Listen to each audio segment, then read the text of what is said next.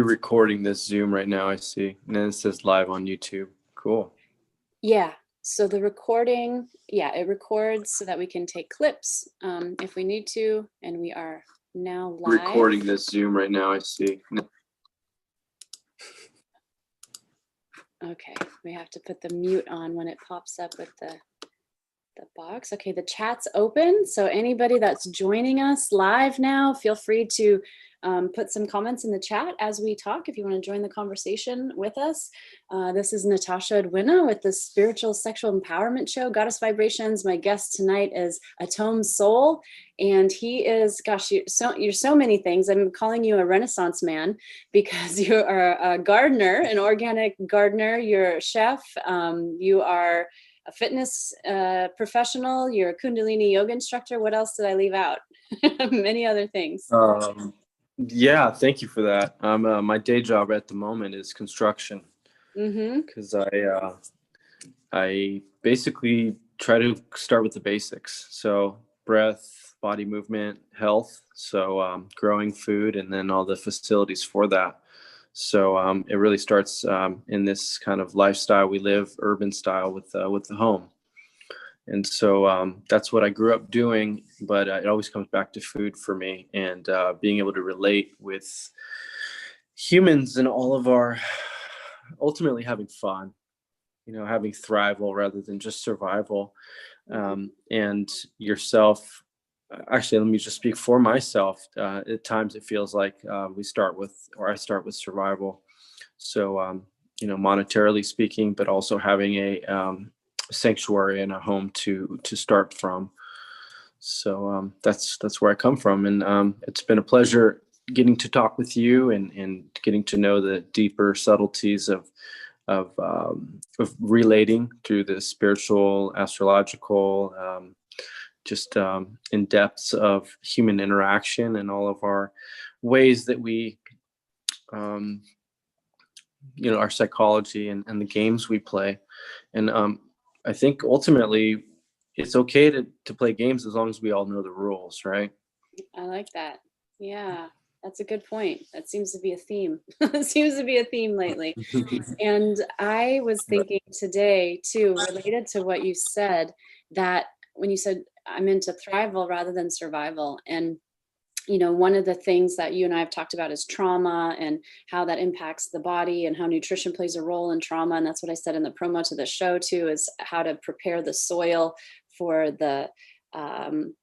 with nutrition in the body so that you can alleviate trauma. And when you are constantly in that low grade fight or flight and running those traumas, you're in survival. You're constantly moment to moment trying to survive rather than thrive. And then you throw in a world crisis, right, that we're dealing with. So whatever way you want to look at what's going on, and we won't go too deep into that tonight, probably that's maybe for another conversation, but whatever way you look at it, there's a fallout, right? There's economic fallout. I'm curious to hear your perceptions at maybe later on about what could happen to the food supply and that sort of thing, since you know a bit more about the farming process and what that entails. And but really what came up for me today is when we are in crisis, we need physical hands on deck.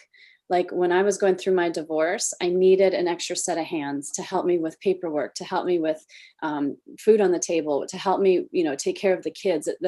Those are the basics. When you're going through a birth, you're giving birth, you need a doula to get water or to massage the mother's shoulders or to help her, coach her through the cramps. Her partner is there, maybe holding her hand. The midwife is there, making sure everything is okay. There's a team that happens during a crisis or a transformation.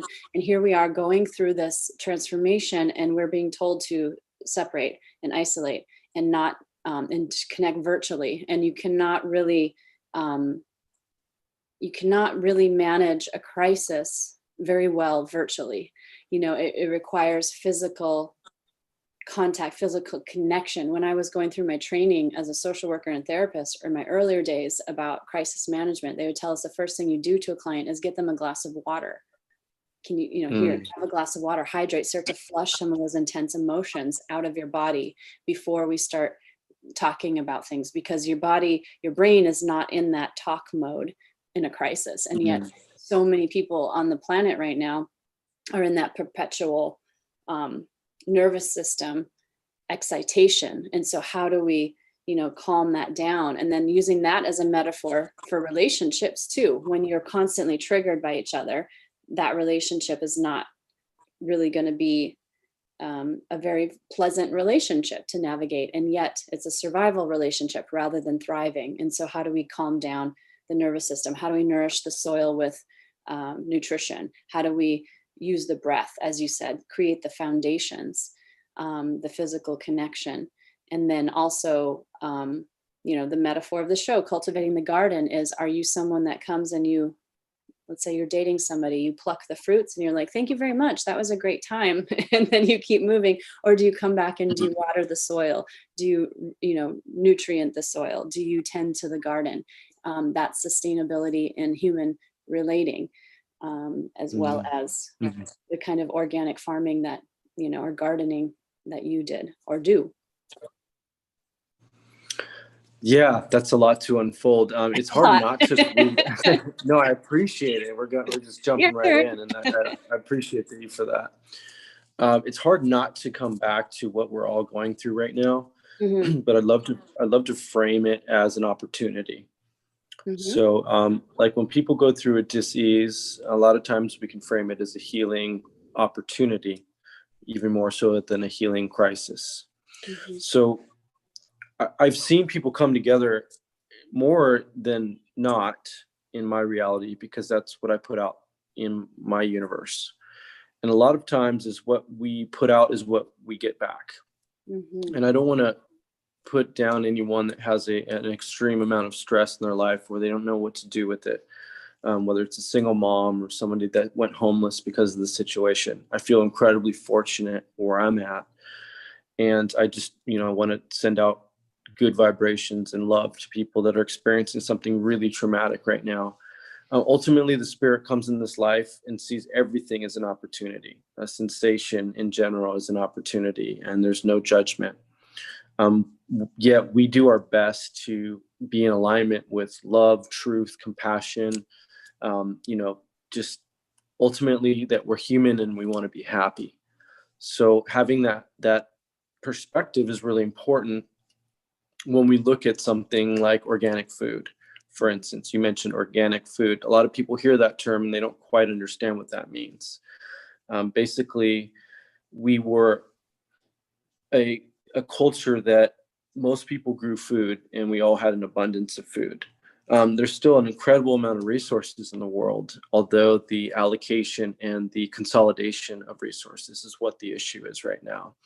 So when we grow the food with proper, soil building, we hear about regenerative farming. We have enough clean water, enough aeration.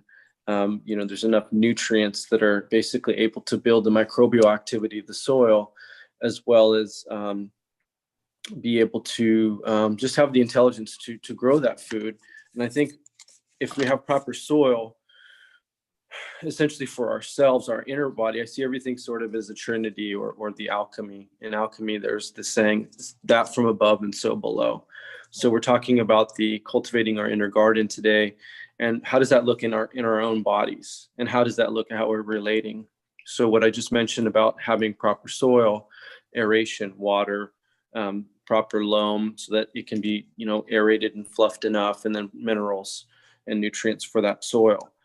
Within ourselves, we, ideally waking up in the morning and having clean room temperature, if not warm water, would be a great way to start with hydration. A diet rich in colorful local foods, that's full of good fibers. We'll probably touch on today the vegetarian versus eating meat, but let's just say no matter what, factory farming has been incredibly harmful for any kind of diet at all. And so we're going to kind of just speak on, when we say nourishing, things that are grown from a farm or farmers markets, grown from the garden, grown, basically in season and different colors. And as far as the fire, that would be relating to the soil, the compost being nice and loamy and open and accommodating for growth, our own inner fire is moving our bodies. If we can sweat ideally in a day, that's great. And being mindful of warming foods in accordance to traditional Chinese medicine or Ayurveda is things that don't overly stimulate heat. Teas, basil, and cumin, and perhaps curries, nothing too hot or too much fire building, it would help us stay warm in our bodies. And also in an air sense, as you would have a loamy soil, we have conscious full breaths in our day. The saying, just take a breath. When stuff gets heated or something needs to happen in a time of decision, it actually is 6 full breaths to really switch into our calm. Is that the autonomic nervous system? Mm-hmm. So that's actually proven that it's more like 6 full breaths, and then we switch back into a calm space. We don't have to answer people right away. There's a lot of times in Native tradition, you would ask a question, you might answer a day later. So this whole reactive kind of reality, we need to kind of step back. And also be mindful of our breath, that when we have stagnations in our body, we do things that are mindful breathing. Like you mentioned, kundalini or pranayama. It's a way to consciously breath for in a minute, in a certain sequence, in a certain numerical count, whether we breathing in slowly for a 5 count, slight pause and hold, and slowly exhale for a 5 count, slight pause and hold, doing that 6 times or 10 times. It really helps shift our perspective. And then we would essentially be like loamy, composty soil.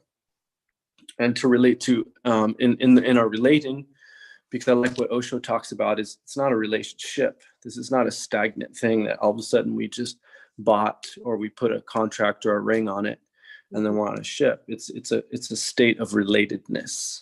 Mm-hmm. Just like in society, we're not civilized. We're working on being civil. We can't hide behind a political candidate or a dogma or a religion and think all of a sudden that is going to make us a good person. It's the act of doing that in a consistent way with the doctrine that has the righteousness that we so seek in the people that we admire. Mm-hmm. So that it's an act of. So what I kind of jotted down some notes as far as how we relate in the water element, because I really love the concept of elementals. It's like, what are we doing right now? Are we hydrating? Are we blowing? Are we invigorating with fire? Or are we grounding like earth? Mm-hmm. So the water for our relatedness is through our communication. We're nourishing it. We're hydrating our communications. How are you doing? Just checking in and thinking about you, and also creating space too. Mm-hmm. And the earth aspect, or the nourishing, is by being present, by giving space, while being thoughtful through gifts, through affection, through just basically being kind friends. And ultimately in our intimate relationship, is we hold the friendship as being valuable as well. Because there's probably a lot of times we do things in our relations, in our learning, in our intimate relations, that we may not do to our friends. Because if it's a relation for forever, we keep that in mind. We make sure that we, give it space if we're being too overbearing, or if we're, being too aloof. And through essentially that fire is like the passionate touch and the loving acts of presence. So whether we're eye gazing or setting aside time for dates, because a lot of times when we live with each other, it just becomes the day-to-day, like it's just a given. But we need to make the time for ourselves, create space, make there to be a space of yearning and something to look forward to. Especially as having children, you have to make that time, and we get to nourish that. And I mean, why, or in the ideal world of the communities that we're creating, relatedness is a very important and solid course. I mean, it should be, in a certain sense, taken as seriously as a PhD course. Well, that's kind of what I'm doing. Yeah, you are. And to finish that thought on the elementals, the heartfelt and having heartfelt and mindful words. So doing what we say, saying what we do, and being in clear truth and accountability for our actions. That's our breath. That's what we blow. That's how we act. Mm-hmm. So really being like truthful within ourselves of like, it's really deep.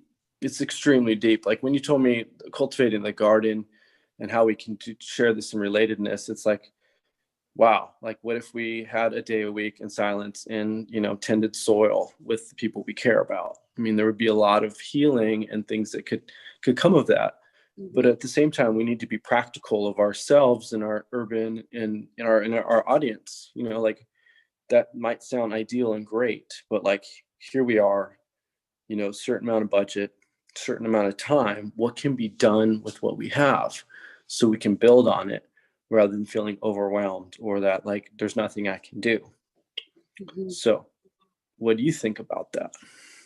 Well, I really, first of all, I'll just say I really love how you connected all the different layers and levels, and even with the elements and all of that. It's very fresh for me right now, even things that I've been contemplating.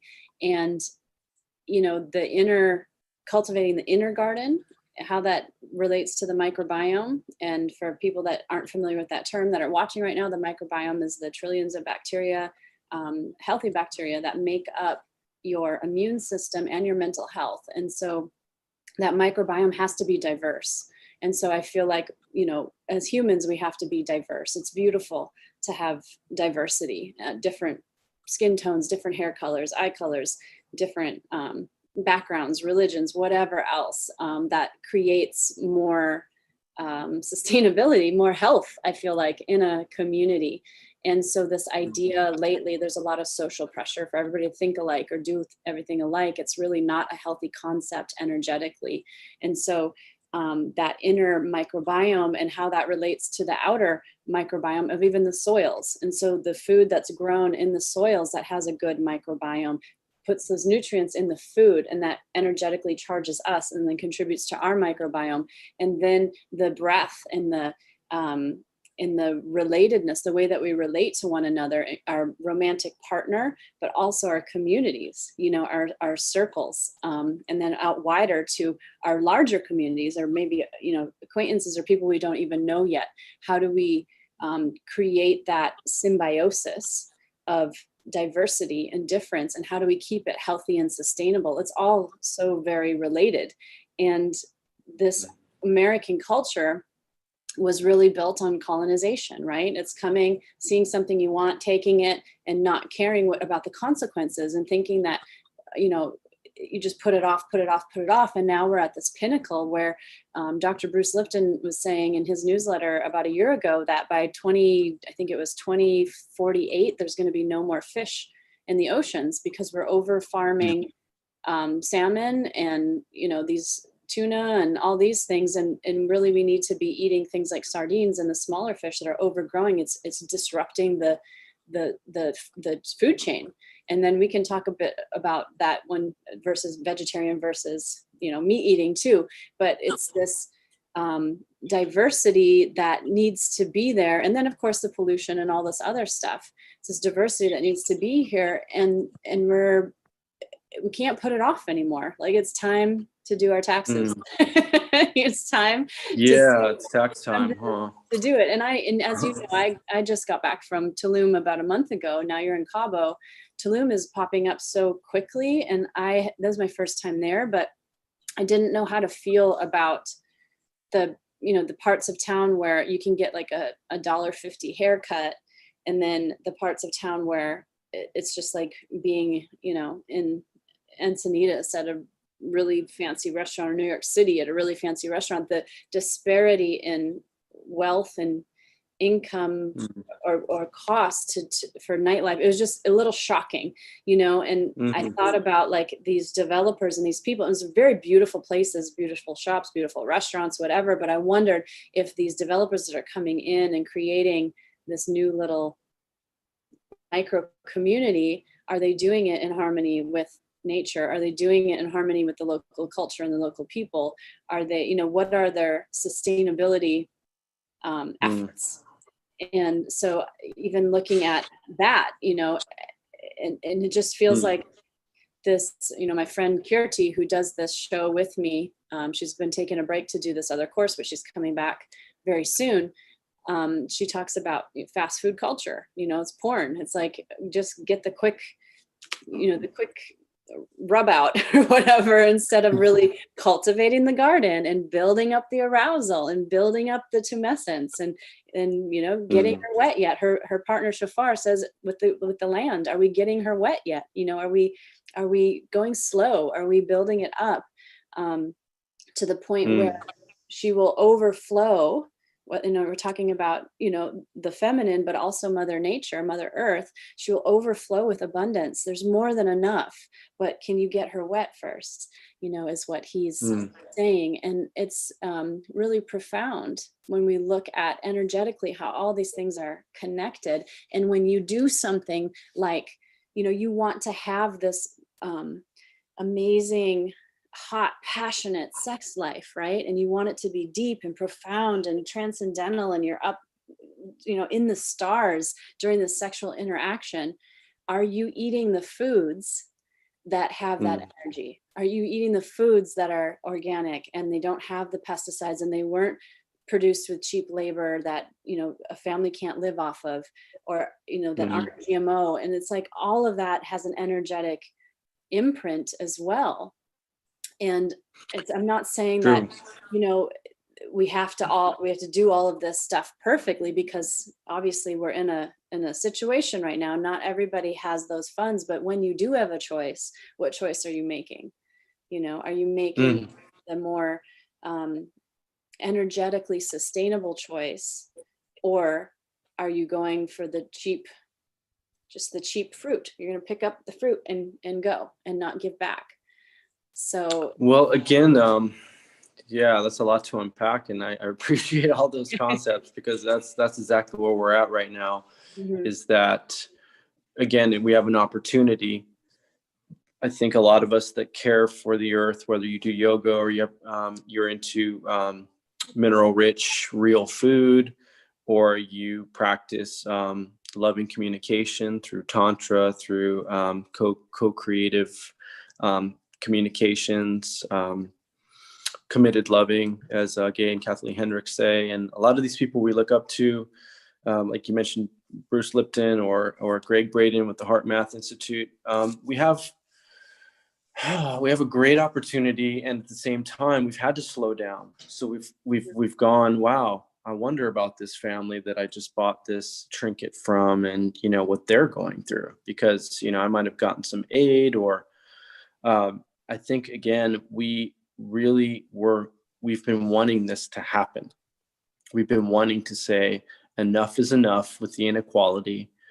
And yes, Mother Earth's been being raped, and maybe she hasn't been wet in all the right places, but ultimately we're raping ourselves. Ultimately, the Earth's she's going to keep going on. And my question is, the people that run the planet, is this a corporatocracy that's running the show, or is there some other race of beings that have an agenda or a planet B in mind? I think it's just gone amok and run out of course. And my belief is that there are people within the military that are our brothers and sisters and uncles and aunts and mothers and fathers, sons and daughters, and they will not tolerate this. And there are people that care within these insidious corporations that have no regard for human life, because unfortunately we haven't put those on the stock market. Genetically modified seeds, for whatever slander and propaganda they've told us that they're better, they're not.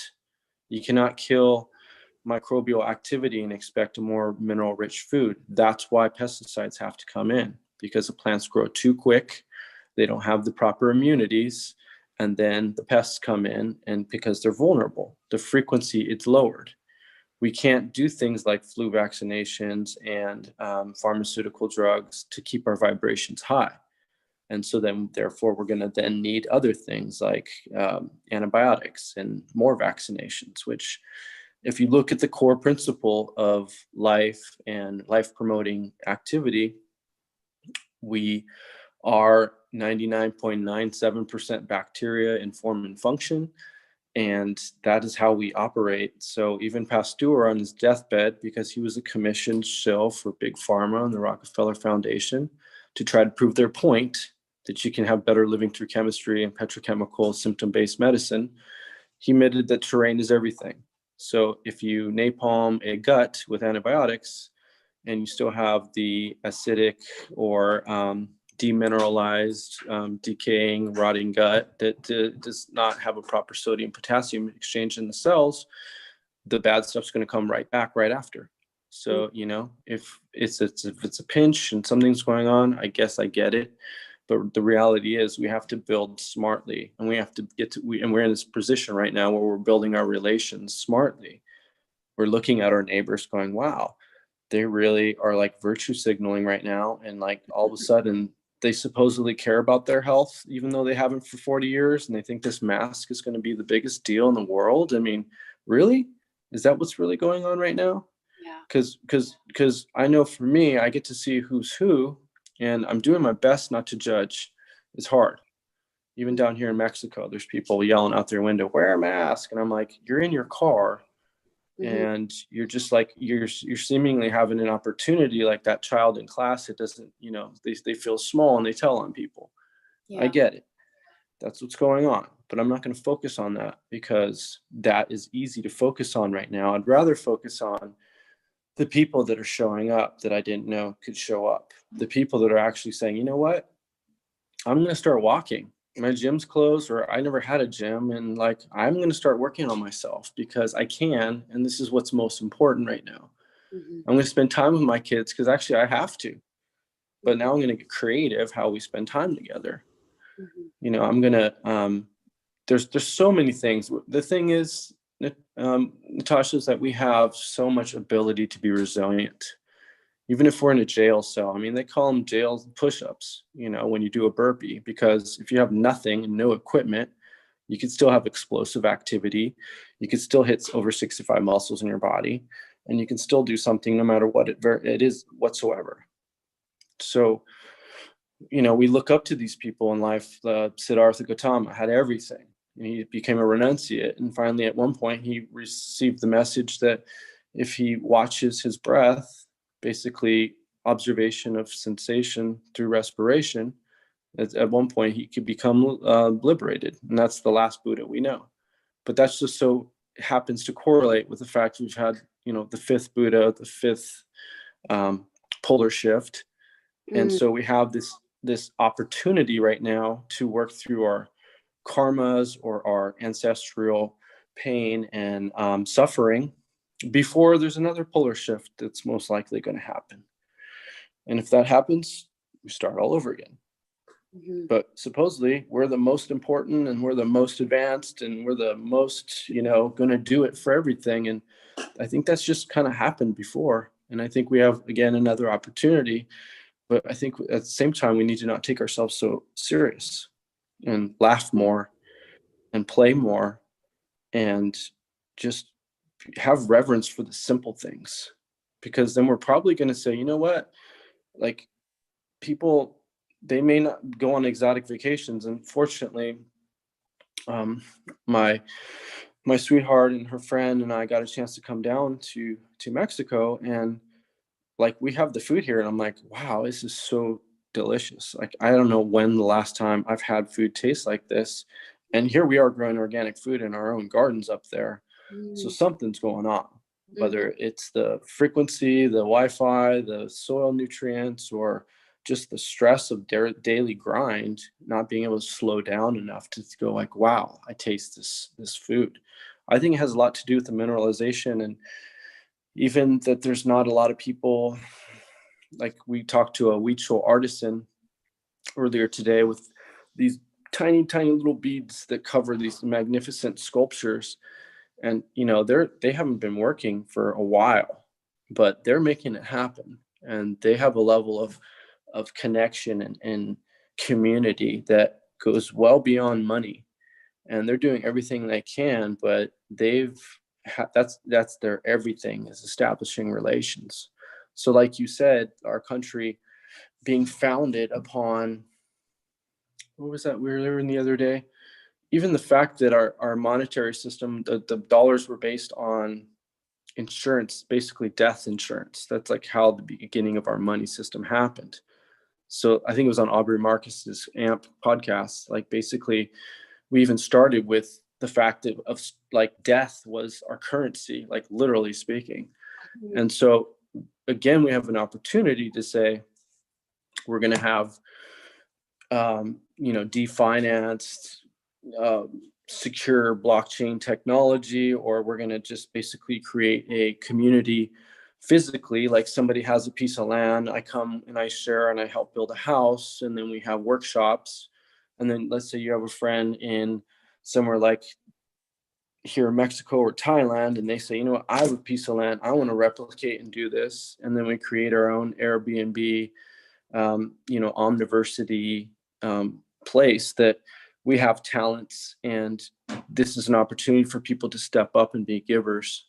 Because you know what it's like when you're around a giver and you're a giver and you like have a meal, there's like more food than you can ever imagine, and then the dishes are done before you know it. And that's the kind of relations we want. We need to, this is an opportunity for us all to learn how to be givers. And it's Because like the 80, I'm sorry, go ahead. so easy. That was the group that I went to Tulum with. It's a bunch of givers, and it was just everything was so easy. When it's like, I'll give now, I'm gonna give him more, then I'll give him more, and I'll give him more, and it flows. Flow. That's the the yin and yang, the give and take. You have to give and receive to stay in flow. Otherwise, you get stuck. If it's too much giving, not enough receiving; too much receiving, not enough giving, you're stuck. True that. Yeah, and that reminds me of the 80-20 principle, that 20% of the pea pods give you 80% of the seeds. 20% of the people that we have in our lives are the 80% of the time of people that call us and give us gifts and are there for us. So this is the best opportunity I've ever been able to experience, to slow down enough to see who those 20% of people are in my lives that are the most reciprocal, most giving, most loving. Maybe they don't have all the cool showmen and like, glitz and like the glamour, or the help make your tribal star shirt show poniness look all, unicorn like, but they're the ones that are going to be there for you no matter what. Well, and so we can keep going. I want to talk about that, but keep going. Yeah. Last thing I wanted to say on that is we can have a deeper core of looking good and feeling good by having a solid foundation, rather than going for the people that we think look good and make us look good. Well, it's all astrological too. I follow a few different astrologers. I like to get different viewpoints and to see, from different political backgrounds or different racial backgrounds or different genders or whatever. So a couple that Leo King, I followed Astrology for Liberation, Elisa Ostrander. She's really good. I've been following, what is her name? Her name's Hummingbird. She goes by Hummingbird, but it's activist astrology. I think she's got a real big social justice slant. So I kind of see all these different perspectives and what they're saying, but what they're all saying right now is, with a shift into Saturn in Aquarius, as well as a Jupiter, Saturn conjunction, all this stuff, it's basically like these more Aquarian values. So it's more a focus on community rather than self. And our wealth now is the internal richness. So what you're saying absolutely aligns. It's no longer like who has the most followers on Instagram. Instagram feels like it's dying. I'm not even broadcasting my show there anymore because it feels like it's dying. I'll still advertise it for people to come here because I don't want to disconnect from folks that I've made meaningful connections to. I want to, gradually shift my energy into more rich and giving, mutually giving places. And the problem is, a couple of years ago with Instagram, if you have a business account, they shifted the algorithms because they wanted you to pay to be seen. And so if you had a personal account, you didn't have to get like that. And then you start talking about things like probably we've talked about already that would shadow ban your account, at least temporarily, so that even the people that are following you, they're not seeing your posts. And so Mm-hmm. when you talk about the games, if we're going to play games, we need to know the rules. They haven't shared the rules until they came out last week with this, declaration, informed consent, saying that they are, if you use Instagram now, they can read your text messages, and they basically have access to everything, which you and I both know they could do that anyway with the way that technology is in AI, but now they're saying it. And to me, it feels sort of like a domestic violence relationship where it's like, yeah, I did that to you. What are you going to do about it? Are you going to stay? Or are you going to go? But then it's like you kind of stay until you build your, your crisis plan to leave and like get your stuff together to go out. So that's sort of the metaphor that I'm noticing with Instagram.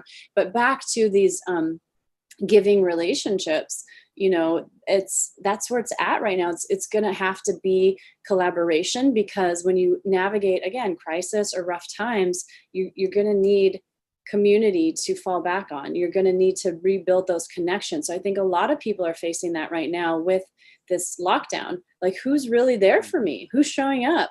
Who can I count on? Or who's just like funny, or, the life of the party, but can they really be there for me? And I think and then also, with this shaming and fear and everything about people actually getting together and socializing, it just puts an extra layer of discernment on who do I, spend time with, kind of thing, for a lot of folks too.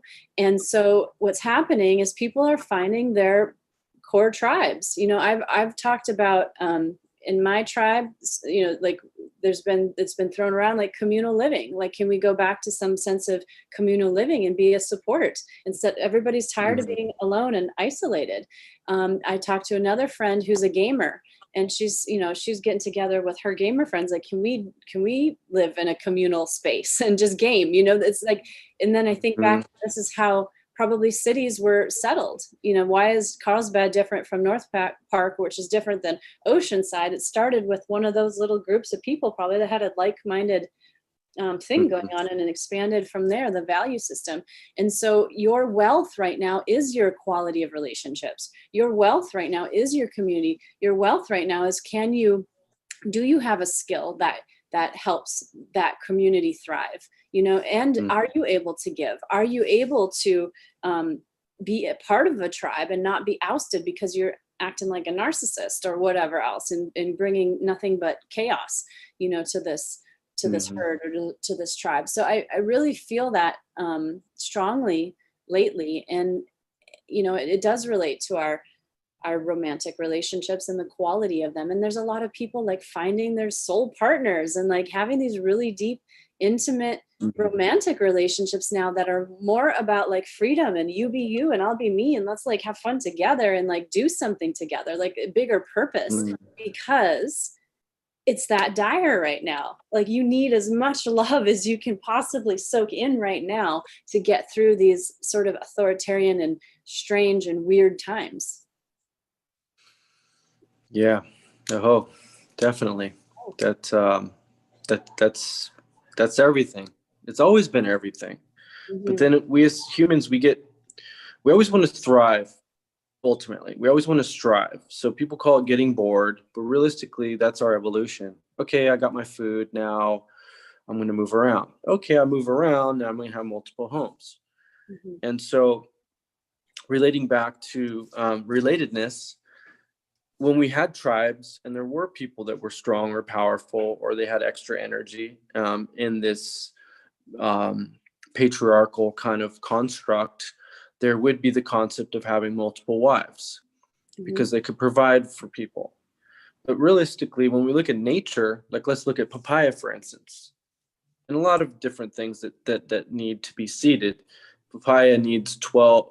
Let me see. There's a male can pollinate 12 females. So that's like a model of nature. But realistically, in this construct or this paradigm, we are bound by monetarism or security based on resources. If the playing ground was level, we would probably have a totally different thing, and there probably would be, I wouldn't even say probably, but we could have more intellect and more ability to go outside of even the nuclear, the structure of just having one partner. I personally haven't seen any polygamous people that I've been like, wow, that bro's solid. Like, I want to be like him. Usually, like, for somebody that's like even let's look at Nikola Tesla, for instance. Back when they thought he might have been queer, or he might have been off, or it was too quirky and he couldn't have relation. He loved women. He thought they were amazing, beautiful creatures, but he realized he couldn't have a relationship and still do his body of work that he was his ability and skill level could do. Same with someone like Ralph Nader. If you look at his politics, I mean, he dedicated himself. So I think that's like the extreme. If you're so dedicated in the work, it's so hard to even have a relation. If you're all about having relations, what are you putting mark wise? If you're a trust fund person, or you made some money back when, maybe that's your deal. But what does it look like to be present? And I think that goes beyond the dogma of monogamous or polygamous. And generally speaking, I think when we cultivate, in my limited experience on this planet and relationship I've been in most of my life, I know that it's infinite and endless in relating with an individual, because it's a mirror upon mirrors upon mirrors. And there's a level of stepping up to. I have to pause for a minute, because you are freaking me out. You're literally saying, you're repeating the conversation I just had with a friend before I got on this broadcast. So it's just like super crazy, but I didn't mean to interrupt you, but I couldn't. We can just run forever. Thanks for interrupting. I appreciate it, because mirrors upon mirrors. I mean, with you, like mirrors upon mirrors, and the relating continue. I just had to say that to you, because that was so the synchronicities lately. Thank you. And that's through this filter. And, we get influenced, or I get influenced by people. And, like on that concept, learning Vipassana meditation through Goenka's approach, or, supposedly the direct lineage of Siddhartha Gautama. I like that story of Siddhartha, because he started rich, then he gave up everything, then he went to be a lover, and then he realized full circle that he had to do the work and figure it out and be content and find love within. Now, maybe he went a little extreme and evaporated like the movie Powder and became light and all that sort of thing. But one of the things they said in the Vipassana that I've learned is it might be easier to just be a renunciate and a monk and just be, doing your 12 hours of meditation. Try doing that as a householder, where you're sharing in a relatedness with somebody, and even having, children and offsprings, to be able to say, I'm still going to find the depth of affection and love within this individual, to, again, plan the dates, a lot of times I've realized we work because we have space in our partnerships, and we are able to do the thing that motivated us to be with each other in the first place. Because usually we're attracted to drive, not just the good looks. Some people do the good looks thing that might last, how that goes. But really we're attracted to the drive. So to enable and empower each other to be in the drive of their career or their life path, and then also plan and reflect on that, and take vacations however we can. Right now, a vacation might be, let's go to the park, or it might be, I got this electric bike and we're going to go on a 100-mile journey, and we're just going to do it, and we're going to plan for it. And that's just what we do. We're going to be resourceful. And I think that is the aspect of relating and bringing it full circle. You reached out to me originally because you're like, you know what? I know you know about growing, and what can I do right now with my condo in my little space? How can I grow some food? Because my kids are motivated. My son's into being, he's into being like a chef, and he's excited. So what can we do? And I think that's a perfect example of what we can do right now. And I said, there's soil towers. There's these cool stacking towers right now that you can grow some stuff. You can do a box out of a pallet, or, there's so many things that we can do. And, we'll we'll have follow-up videos to this too. I'll be sharing different techniques and ways that we can do something with what we have. One thing I'll just say right here, the shoe holders that you put on closets, you can just put it up on a wall and you can put plants in that.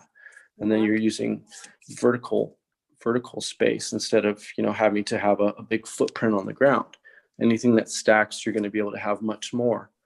So there are ways to do it. And, this conversation is like really opening up that box of multitude of possibilities and hopefully probabilities when we water that, when we nurture that dream.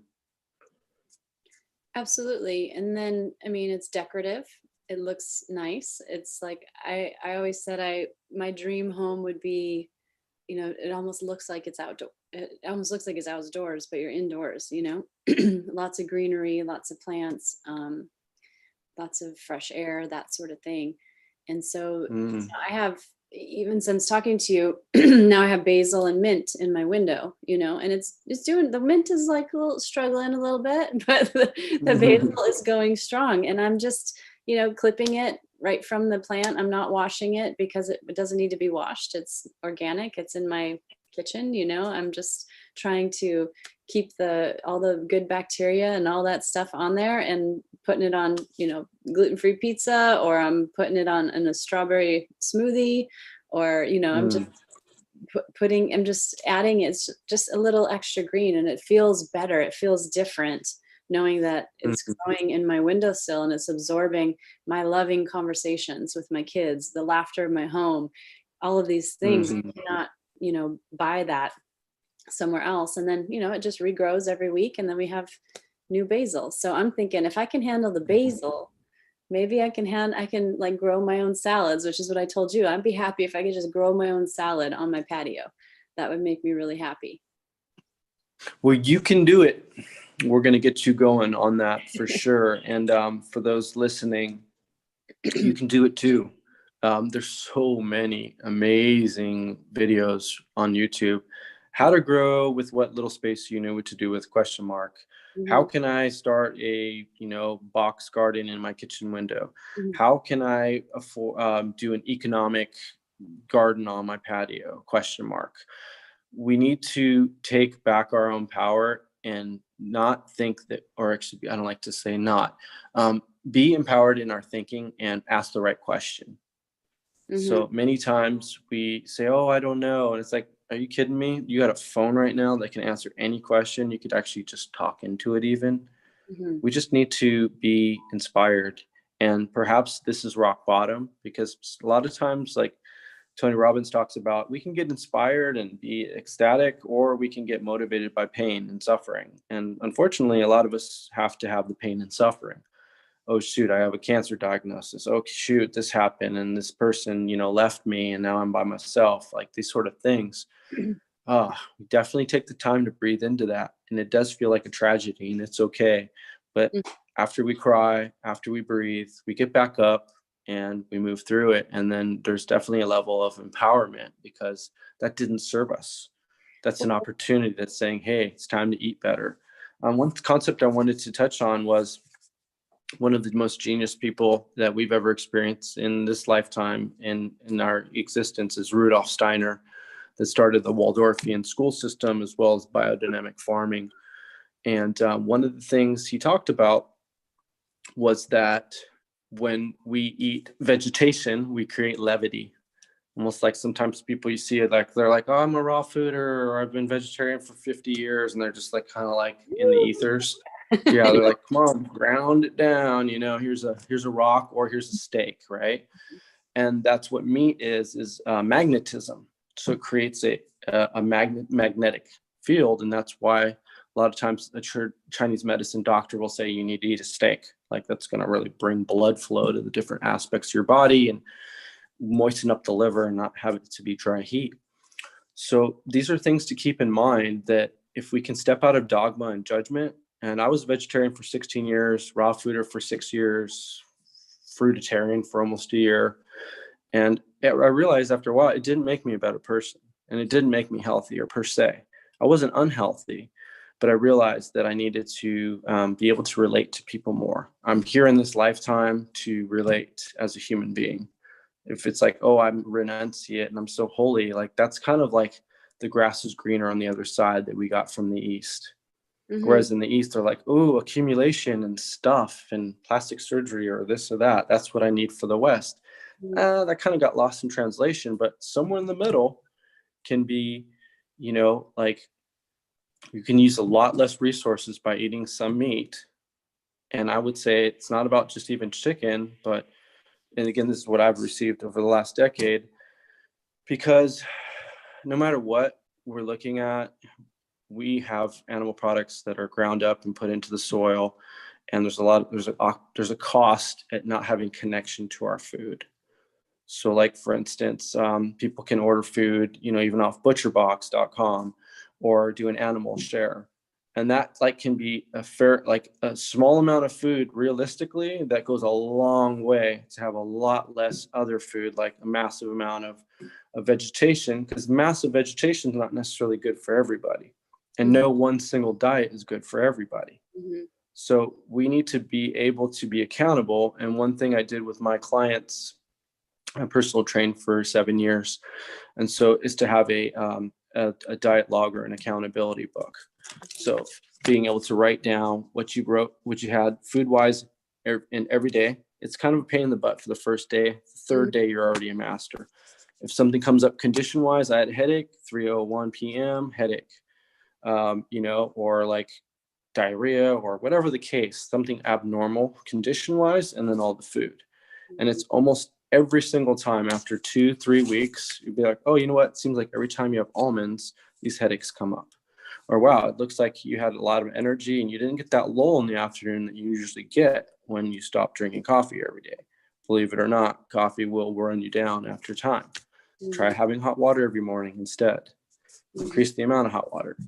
Like these are all things that we can do that help us. And then on the topic of the show, we're going to have more energy so that we can interact with people. Because when we're in what I call fault, PHALT, when we're in pain, hungry, angry, lonely, or tired, we're like the least fun people to be around. Especially me. So the person you love and care about, do you want to share that person that's in pain or is hungry or is angry or is lonely or is tired? No. So we want to work in stepping out of fault. It's not my fault. Okay, well, let's step out of that, optimize our energy levels. And then when we interact, we're going to have so much more reciprocal loving relations in our life. And I didn't even get this because like for my whole life, since I was 13, never drank too much alcohol, but fully removing it for almost the last 2 years now, I'm just like, I have so much more energy and I feel like I'm such a more fun person to be around. And again, I wasn't a normal alcohol person, but just the vibration of it just seemed to bring a different type of person. And I was more of a happy drunk than an angry drunk if I ever got there. Mm-hmm. But I realized that I want to increase the level of quality of people in my life. So that one simple thing for myself has been awesome. Mm-hmm. And I just want to throw it out there to people because the two things that went up during the Great Depression were movie watching and alcohol. Nowadays, how many people have been on Netflix shows because they can't go to theaters? And I'm not sure about alcohol use, but I think this is a greater time to say, you know what? Supposedly this is a health crisis. There's not people dying in the streets. Well, I'm going to increase my vitamin D. I'm going to increase my zinc. I'm going to increase my selenium, my iodine.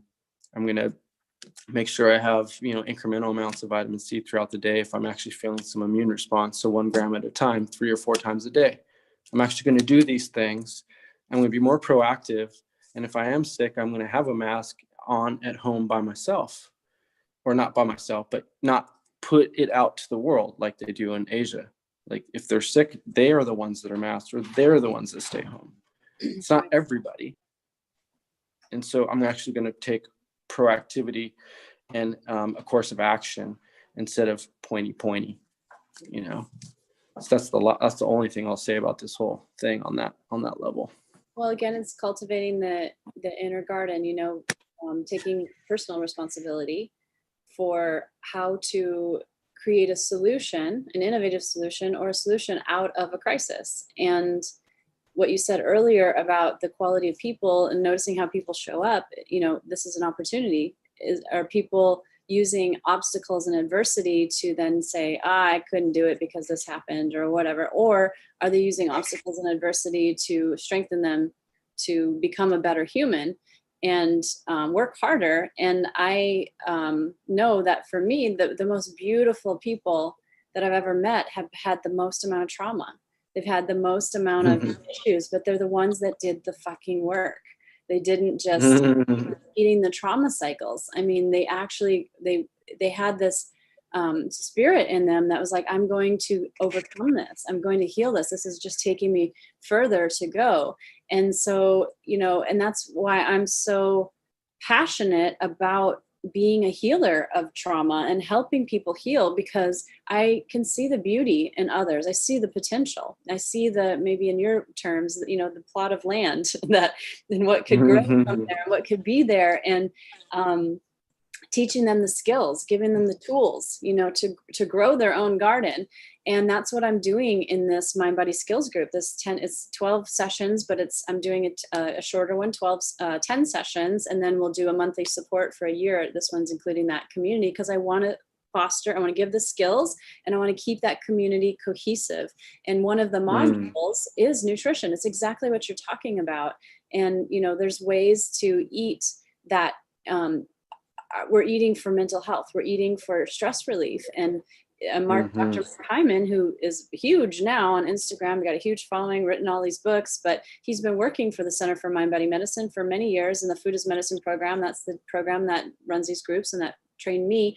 He says you can't address nutrition without addressing stress, and you can't address stress without addressing nutrition. And it speaks to what you're saying about the depression and the alcohol consumption going up. So people are using alcohol to try to cope with stress, and then they're increasing their stress, and they just get caught in this downward spiral. And that's what happens with trauma. You stick with this coping mechanism that sends you further down, but you can't ever get off of that spiral. But if you learn the coping mechanism that actually starts to heal you, you start to spiral up. And then we have this rapture. I'll just use that word because that's been a common word lately in the astrological circles too. The Great Awakening, the ability to, to feel more love, like unconditional love is eating well and nourishing your nutrients. Like you're talking about the vitamin D, the selenium, all these things. These are very simple solutions. It's literally popping a pill, and it's not going to fix your life, but it's a big way to nutrient the soil of your personal system. Christopher Haggard saying true, and stress eating. Yes, yes, yes. Thank you for commenting, Christopher. Yeah, and that's a good point, Chris, and thanks for bringing that out, because the thing is, and this is one thing that kind of got me back on meat, is because I saw so many people concerned about their diet and all tripped out. It's got to be perfect, organic, this, that, and the other, and everything perfect. And they were not as healthy as the people that worked out strong and just maybe had a more regular diet, but maybe it was sensible, like in their way, but maybe it wasn't all organic and stuff. So I've seen way more healthy people move it than those stressed on it. And there was a book, I think it's called Healthy Stress. I'm forgetting the title at the moment, but he kind of goes through a case study of people's that have lived the longest. And he focused also on the fact they did have stresses, but it was what he called a healthy amount of stress. So like you're saying, there's people that we've seen that are very resilient and have had trauma that some people could not imagine, but there was something that they cling to. For myself, it was like skateboarding and music. It's like that got me through what I went through. That was my own personal journey, that there's somebody had way more stress than me that probably did better than me. And there's people that had way less stress that maybe didn't do as well as me. And what is well anyway? So we're not comparing, but it's like, do you still have a smile? Are you still creating joy around you? Are you feeling hopeful for the future and for your present? And are we grateful for what it is we have and the people we have in our lives? I think that's a good measure or a proper level of what is happy or what is a really rich and valuable person. Right. And some of the leaders in the field of psychoneuroimmunology right now, which is basically my PhD, We talked about Bruce Lipton, Dr. Mario Martinez. They're saying we can live to be 365 years old without stress. And yet Nice. you can't live in a world without stress, but you can learn how to perceive it and how to manage it. Mm-hmm. If you learn how to perceive stress and you learn how to manage it, then you're basically living in a world without stress. And Deepak Chopra says, you know, he started meditating in medical school, get up at 4 a.m. He said, never missed a meditation since then. He said, I haven't felt stress in 40 years. And Wow. it's in this is. Yeah, I feel the same way about having a workout. I think the Dalai Lama said, they said, well, what happens if you have a lot of stuff to do in a day? Because he said he meditated an hour every morning. And if you're going to have a really stressful day coming up, what are you going to do? It's really packed. Schedule wise, he said, I'll meditate for 2 hours. Right. Like, I've seen that quote. If you're too busy and you're too stressed to meditate, then you need to, you know, for a half hour, then you need to meditate for 2 hours. Yeah, absolutely. Because it changes your perception. And I mean, there's beauty in that. It's not fun. Nobody asks for trauma. Nobody asks for stress. It's not fun. It's not pretty. And like you said earlier, it's a normal reaction to go into despair. It's a normal reaction to feel all those feelings, but you also can move through them. And we just aren't always taught the ways. And that's what I want to do. It's what I do is teach people the ways. And there's an evidence-based curriculum and module and process that works very effectively to do this. And it's also integrating modern science, ancient wisdom, spirituality, nutrition, you know, all of these different practices, and packaging it in a way that it's digestible, since we're talking about food and nutrition. Because, you know, when like you said, if you have the vegan guru who just can't relate to the other humans, then how are we going to change the planet? How are we going to change humanity? They're just going to be like, I don't know what the heck they're saying. That was too weird. For me, I'm very clear. My role is to be a bridge and to connect, you know, and I'm a Taurus. I was born into a Taurus body. I'm in the body. I love being in my body. I love all of the senses. So no matter how spiritual I get, which I am a very spiritual person, as you know, I'm still going to be connected to the body, and I'm still going to want to be in my body, not spiraling off into the ethers 24/7. So, you know, we need to have these experiences of creating this Garden of Eden on Earth. That's what probably Earth was for, is to feel and to sense. And, you know, Bruce Lipton talks about this too. So what are we doing, you know, trying to torture the body and trying to medicate the body away from feeling this pain, rather than seeking more true pleasure, sustainable pleasure? Again, Osho would, you know, have something to say about that too, rather than. Yeah, it seems like the things that create pain and suffering can be so liberating, like, you know, leg day workouts or Wim Hof ice breathing. And yeah, you know, there's just definitely more than one path. And that's the beauty of us being here and sharing our tools and giving something enough time, you know, 90 days to feel it, maybe 180 days to really integrate it. And also a yearly review. Here we are, like we have another Gregorian flip here. And just remember, folks, at 12:01 a.m. this year, you can truly say hindsight is 2020. So we're almost there. So and tonight's a full moon too. So we have this other opportunity. We essentially are creating a springboard, a launch pad, a trampoline, if you will, into this great experience we all participate in, whether you believe in true time signatures, which I do, and this one's sort of a fictitious one that was created by, you know, ruling overlords or whatever the fact. We can flip it and spin it and use it for our own, and know that a lot of people are creating a lot of, you know, woof, it was 2020, new year coming up. And, you know, so, you know, let's just put it as a time or a benchmark for us to say, cool, I learned some things on this talk. I'm super stoked to, you know, get that little herb box garden going, or start doing, you know, 30 squats, maybe chair assisted. I'm going to be consistent, and I'm going to even do a negative fast tomorrow, let's say, or no don'ts, can'ts, shouldn'ts, wouldn't, won'ts. And, just some level of conscious things. And if we don't have community right now, because we don't know, there's still meetup.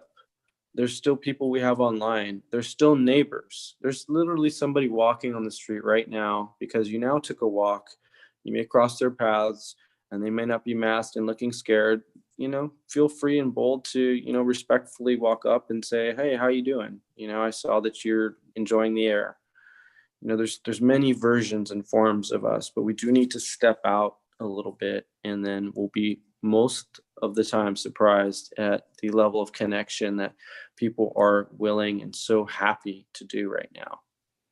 Right. And I would say, add to that, trusting the energy, when you're living according to your values, and you're taking care of your body, you're taking care of your relationship, your family, your community, you're going to attract folks that are doing the same, that they're in a similar energy. And, even meeting you on Facebook, of all places, it's just, I don't even know how we eventually intersected, but it just all of a sudden, I'm like, oh, cool. Like like-minded person, but I can't. I think it was actually the San Diego conscious community, because I was newer to the area, and I thought, what's going on? And or connected, it's called connected now because it was too judgy as conscious, so I get it.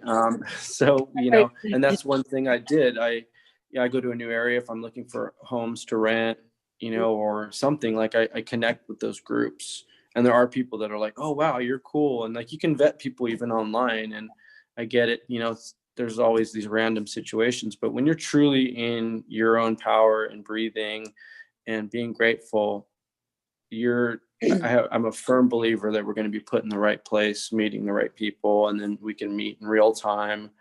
That time that people used to put into Tinder and having these fake like lives in a dark bar with this kind of seance alcohol, go outside, see people during the daylight, spend that time you would, and just have meaningful interactions. And that's essentially what we do with growing food. Like you said, I just was able to grow the basil. Awesome. You started. Like, we all have a brown thumb until it's green, like kill some stuff, it's all good. Try it out. That's why we share sunflowers with kids, because it's hard to mess that up. And maybe you do. Great. Try something else. Most of the time people overwater. Most of the time it's too dense of soil they grab from outside, and the seed doesn't have a chance to really sprout up because it's not loamy enough. Anytime we get something from a bag, it's been cooked. It's dead to kill any weed seeds. So a lot of times you got to add a little soil, mix it up, and it's got a little life in it.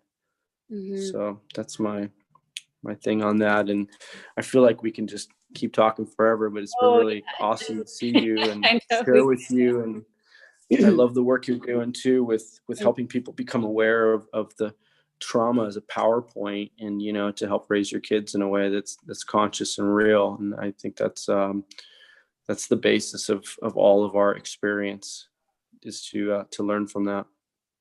Yeah. So, I've been talking about my group, and I want to let anybody know to reach out if you're interested in that. Is there anything that you've got going on right now, Atomm, that you're wanting, that you're inviting people to? Or I know that you got a lot happening right thanks now. for that. I'm really super blissed out down here in Mexico, and I just want to share that vibe with everyone. Aww. And just let you know, you're perfect, you're beautiful, you're amazing, and this breath and everything from here on out can be new, and you can do it. And I'm here on social media for any questions, for any connection. I don't have a specific thing. I am a part of a green startup company that changes out air filters, whole home air filters and water filters for homes. I'm at Kellywell with an I, kellywell.com. But that's just something I'm doing because I believe in it. And, when I'm not doing that, I'm sharing food growing techniques and exercise moves. And just, I think there's just so much amazingness I can get from every single person I meet. So may we stay inspired, and, just know we got this. It just takes effort. We got this. Yeah, absolutely. So definitely would love to have you on again. And I want to tell everybody that's here to sign up for my newsletter, natashaedwina.com. That way you'll be notified of future shows coming up. Like I said, I'm shifting more attention to my newsletter and other platforms, YouTube, than the social media platforms. And yeah, cultivating the garden. I hope everyone's inspired to go do that. And I hope you learned some things. I know I learned some things. So thank you so much for sharing your wisdom. Tom, you always, get my mind going in different directions. Likewise. Really appreciate.